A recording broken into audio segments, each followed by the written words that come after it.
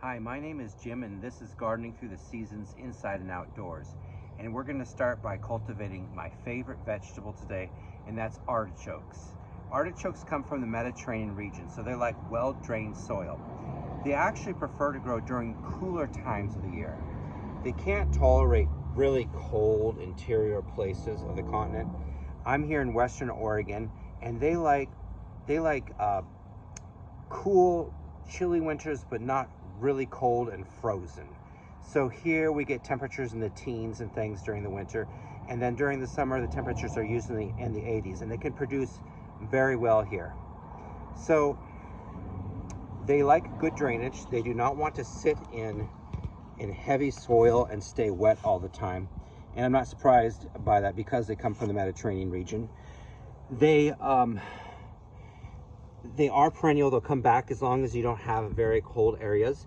These ones here that are in my garden, and I have them planted in different places, are called Imperial Star. And if you start them, in early winter and then actually put them out while it's still a little chilly, they'll think they went through winter and they'll actually produce fruit that first year for you. These have overwintered, however. And you'll see I did sprinkle a little bit of, this is early April, by the way, and you can do these things I'm talking about to you today in late March, early April here in the Pacific Northwest, and most likely also in California and other places with mild winters. But anyway, I put a little bit of bone meal around here, and I put a little bit of calcium nitrate as well, and you can see about how much I put on. And I'm going to start nourishing these now because, like I said, they like to do most of their growing during cooler weather. I will be giving you updates and talking about the fertilizing and things I do as I go along, and then you'll get to see what the results are as well, what the crop is. So I am also going to be putting out some slug bait because slugs love these things. And after you fertilize them, they get a lot of succulent growth, and that of course attracts slugs as well. You're going to want to plant these a couple of feet apart. All right, so this one is a famous green globe. It's the old standard. And so I actually started this last summer, and the roots look good in spite of all the cold, nasty rain we've been having. I'm not going to be watering these. I did moisten the top of the soil. I used a sprayer, and I moistened the top of the soil with calcium nitrate according to the directions. Excuse me, not calcium nitrate, calcium chloride, because plants tend to absorb calcium chloride really well for a calcium source. And if it doesn't turn out well, I'll let you know. But I think that calcium chloride will strengthen the tissue and help it. Notice the bottom of this hole.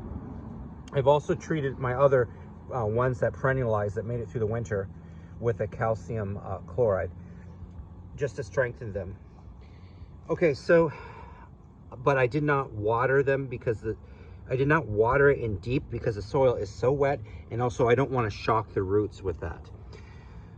Anyway, so like I mentioned, I did put some bone meal on the bottom of the hole because they seem to like it, and I'm not going to really bury the crown much at all, because like I said, it likes drainage.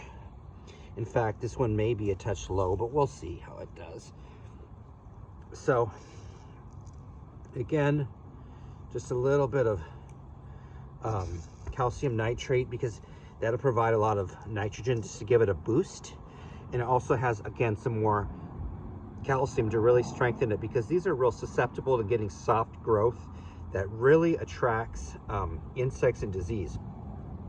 But the calcium helps harden it up. So, like I said, I'll be giving you updates. Do let me know if you have more. Of course, I planted this in full sun. Do let me know if you have more questions. I'll be happy to respond to them, or if you have tips for me as well. See you next time.